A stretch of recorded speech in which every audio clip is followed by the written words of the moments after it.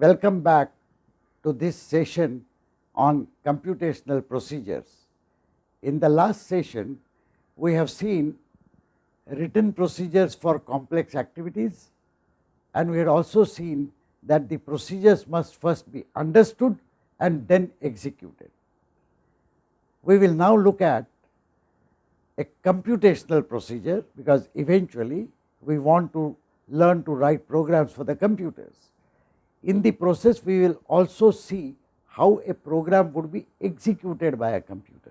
Indeed, this would exactly be in the same manner that a computational procedure is carried out by human beings. So, let us look at a problem. Suppose we have a tank which we have erected in our yard to store water. Now, the tank may rust, so to prevent it from rusting, we wish to paint it. Now, suppose we are given the painting charges in rupees per square meter. We need to find out what will be the cost of painting the entire tank. Of course, we must not forget the top cover which will be on top of the tank. So, we need to calculate the total painting charges. Now, this is clearly a computational problem. So, we will need to make some kind of a simple mathematical model for solving this problem. First, we try to see how we can calculate the surface area. This is the picture of a tank.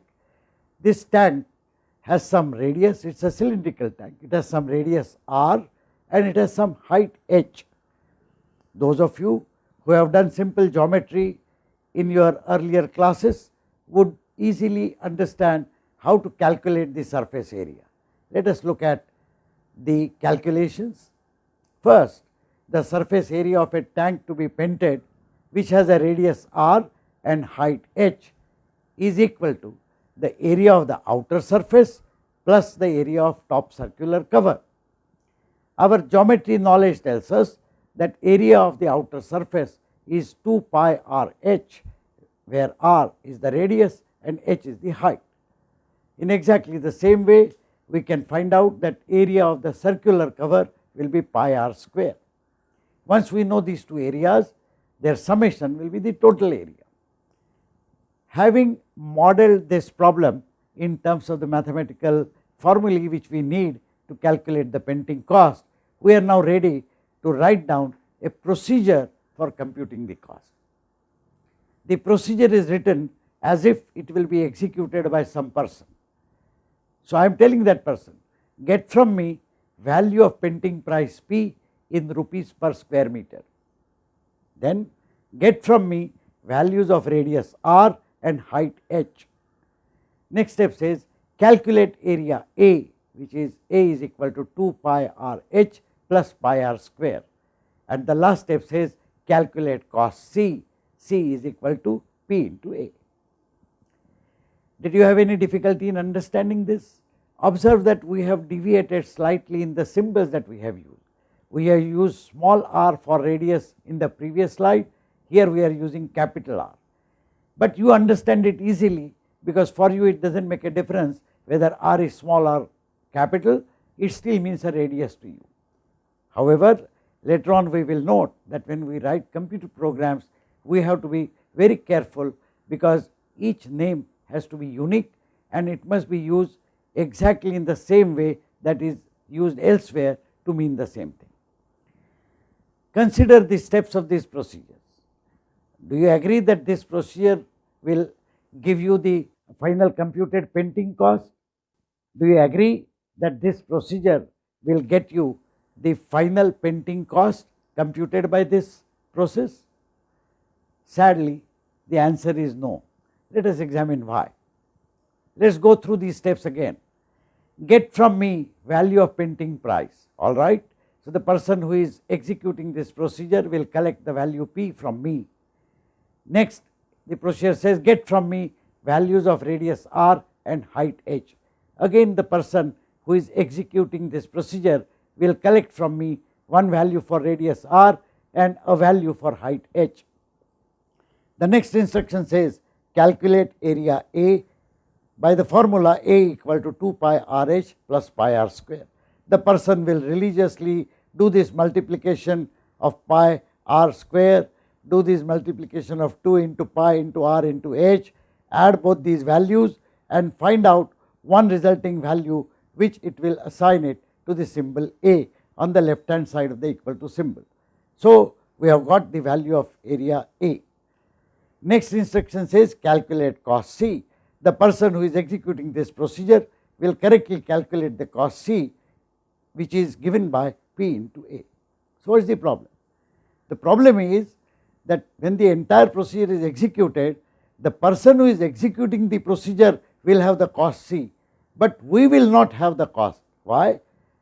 Please remember, we asked that person to get from us the values of P, values of R and values of H, but we forgot to tell him to give us the value of C which he has calculated. Please note that a complete procedure must contain each and every instruction which will finally get us the value of C. So, look at this procedure now. We have to add this step here. After collecting the input values, after calculating the area and the cost, there must be an instruction in our procedure which says give me the value of C. That is when the person executing the procedure will give us the value of C and will fulfill our requirement of finding out what is the pending cost. We have to write such procedures to be executed by a computer. When instead of a person, a computer executes a procedure like this, then the procedure is called a program. We note that a computer is capable of doing exactly the same thing that the person is capable of doing while executing a computational procedure. Namely, the computer can read the entire program and understand all instructions. This step, by the way, is called translation or compilation. We shall explain the meaning of these technical terms later, but for the time being we note that the computer first reads the entire program and understands all instructions. Once it has done that, then it carries out instructions of the program one by one in the stipulated order. This is called the execution of the procedure, very much similar to the execution of the computational procedure that we just saw. Well, let us have some live experience with a hypothetical program. I have written a program, it is a test program. Of course, the instructions in that test program can be easily carried out by a human. I would like you to behave as if you were a computer, compile and execute that program. Please understand that you have to work as correctly as possible and as quickly as a computer can. Remember that a computer can execute millions of instructions per second. You may not be able to carry out millions of steps in a second, but let us see how fast you can be. So, good luck. Compile and execute this program. I will give you 30 seconds. Okay. So, let us analyze this program. The first step says raise one of your hands. Next step says put down your raised hand. The third step says close your eyes and count loudly up to 10. The third one says loudly say ha ha ha. The next step says write the value of pi correct to 3 decimal places. The next one says speak loudly the name of your mother tongue.